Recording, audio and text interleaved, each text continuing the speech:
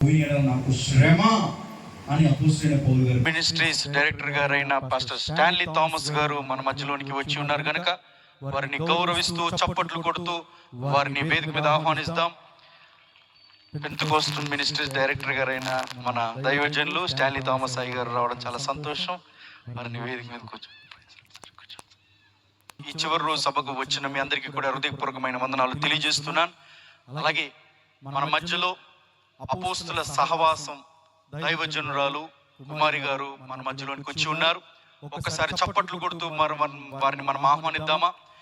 ఎంతో భారభరితమైన పరిచర్యను చేస్తూ అనేక మందిని రక్షణలోనికి నడిపించాలని, చల్లారిపోతున్న విశ్వాసులను ఉజ్జీవపరచాలని, క్రీస్తు నెరగని వారికి క్రీస్తు సువార్తను ప్రకటించాలని ఒకే ఒక ఆశతో, ధ్యాసతో, శ్వాసతో ఎంతో భారభరితమైన పరిచర్య చేస్తూ సంవత్సరానికి ఒకసారి ఇలాంటి బహిరంగమైన సువార్త సభలను వారు ఏర్పాటు చేస్తున్నారు కనుక ఈరోజు మనమందరం ఈ విధంగా కూర్చొని దేవుని వాక్యాన్ని వినడానికి ఈ విధంగా వచ్చి ఉన్నామంటే దేవుడు ఈ ప్రాంతంలో దైవజనురాలైన కుమారి గారిని దేవుడు ఏర్పాటు చేసుకున్నారు. కాబట్టి చప్పట్లు కొడుతూ వారిని మనము వేదిక మీద ఆహ్వానిద్దామా?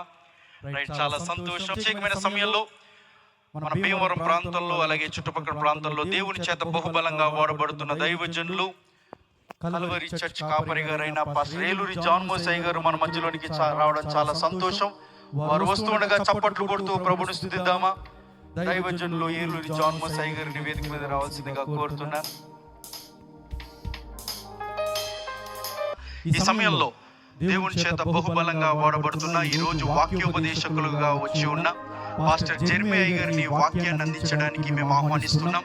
వారు వస్తూ ఉండగా అపోస్తల సంఘం వారు, దైవజనురాలు కుమారి గారు, అలాగే యవన బిడ్డలు ఫ్లవర్ బొకేతో, పుష్పగుచ్ఛముతో గౌరవప్రదంగా వారిని గౌరవించవలసిందిగా చప్పట్లు కొడదామా?